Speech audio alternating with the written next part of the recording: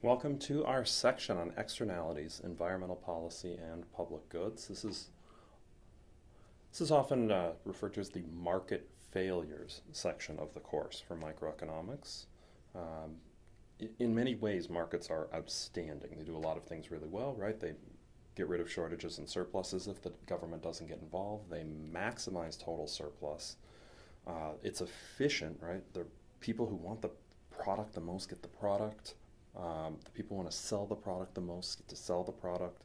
All sorts of good things. But there are times when markets will not lead to the best outcome for society. And that's really what we cover right here.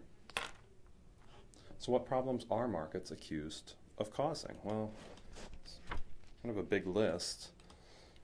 Severe business fluctuations, that's certainly covered in macroeconomics, right? The fluctuations to the economy. Income inequality, it's covered later in microeconomics. Too few sellers, issues with monopoly or oligopolies, that's covered later in microeconomics.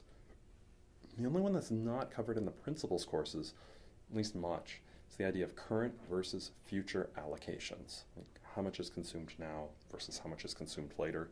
The analysis for that is just beyond principles level. But what we're going to be doing in this section are these last two bullet points: side effects and not being able to provide public goods. So as mentioned, the last two issues are covered right now. The first three problems are covered elsewhere, either in macro or elsewhere in this course. So what do we mean by an externality? Okay, the definition here is probably far more extensive than what you really wanted to see. It's this way, though, for a very specific reason, right? If you want the short two-word description of what an externality is, and I think you should know that, but the short two-word description is it's a side effect, right? The externality is a side effect. What is the more precise definition that you really should know? So, there is an activity that causes an incidental benefit or damage, right? Something to the side to somebody who's not involved in the transaction, right? You might be selling something, somebody else is buying something. Somebody else, other than you two, is going to be affected by the transaction. They're not paid for being affected if it's negative, or they're not paying you if it's positive, right? There's no compensation provided to or paid by those who generate the externality. Note the way we've put this definition in here. An externality could be beneficial or detrimental. All externalities are market failures, but the side effect could be helping people or hurting people. Either way, what we'd say is the price is going to be wrong on these. So, what are some examples of externalities?